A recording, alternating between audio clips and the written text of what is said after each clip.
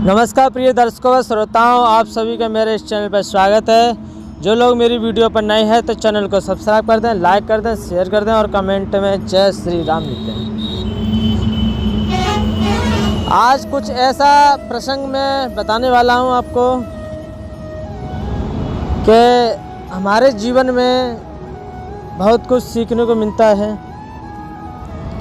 और जब से हमने जन्म लिया है तब से हमारे अंदर जो समझ है वो समय के अनुसार ही हमारे अंदर समझ बनती है, समझ उपज होती है।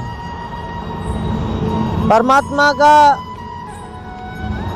जो हमें बोध होता है वो भी हमें समय के अनुसार ही हमें प्राप्त होता है, समय से पहले नहीं होता। तो भगवान क्या है? समय भगवान है, समय भगवान है, नियम भगवान है। नियम से तुम सारे कार्यों को करोगे। तुम्हें धर्म ते विरति जोग ते ज्ञान ज्ञान मोक्ष वेद बकाना। जब धर्म के आचरण अपनाओगे, धर्म पे चलोगे तो धर्म क्या है? धर्म वो है जो धारण करने योग्य है। धारण करना, और धारण करना क्या है? जो धारण करने योग्य है। और धारण करने योग्य क्या चीज़ है? जैसे कि सत्य पर चलो, सत्य बोलो, ये धारण करना चाहिए। अच्छाई है वो धारण करनी चाहिए। हमारे जीवन में हमें आगे बढ़ाने वाली जो चीज़ें हैं वो धारण करनी चाहिए। अच्छे विचार हमें धारण करने चाहिए। जो नियम, जो वास्तविक जो नियम बनाए गए हैं उन नियमों का हमें पालन करना चाहिए। ये चीज़ धारण करनी चाहिए। यही तो धर्म है, और क्या धर्म है? और यूँ तो धर्म बहुत हैं, अपने अपने धर्म बहुत होते हैं, चाहे किसी भी धर्म को तुम मान लो। लेकिन धर्म का जो अर्थ होता है, धर्म का अर्थ तो यही होता है धारण करना। क्या धारण करना होता है? जो योग्य, जो चीज़ें योग्य हैं धारण करने की, वो चीज़ें हमें धारण करनी चाहिए। तो यही सबसे बड़ी बात है कि जिस शब्द को हम कह रहे हैं उस शब्द का हमें पालन करना चाहिए, उस शब्द का हमें पालन करना चाहिए।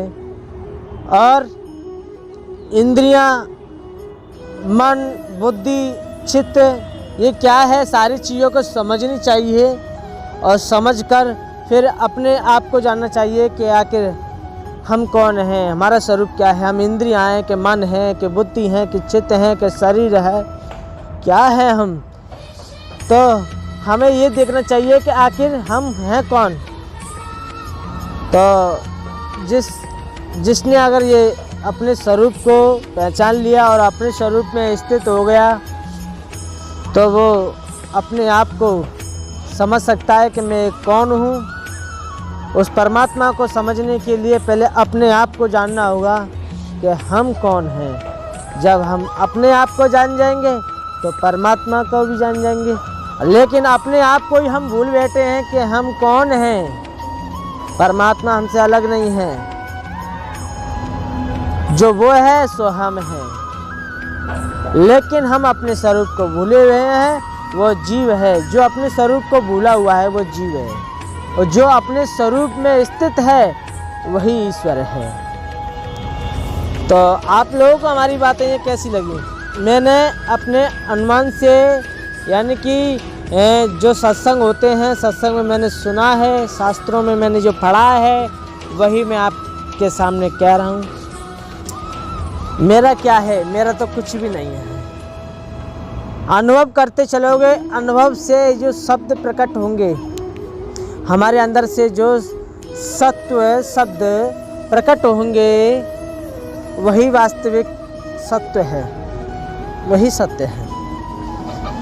तो ज़्यादा से ज़्यादा अपने जीवन में सत्य बोलने का, सत्य पर चलने का और ईश्वर के ध्यान में अपने स्वरूप में स्थित रहो, अपने स्वरूप में स्थित रहो। अब अपने स्वरूप को पहचानो। अब जब हम भोग विलासों में लिप्त हैं, कामनाओं में लिप्त हैं, इच्छाओं में लिप्त हैं, तो हम अपने स्वरूप को कैसे जान सकते हैं? नहीं जान सकते। तो हमें अपने स्वरूप को जानने के लिए इन चीज़ों को जानना पड़ेगा।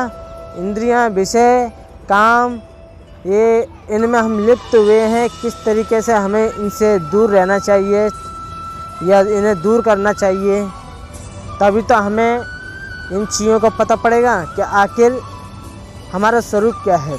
हम अपने स्वरूप को भूले हैं।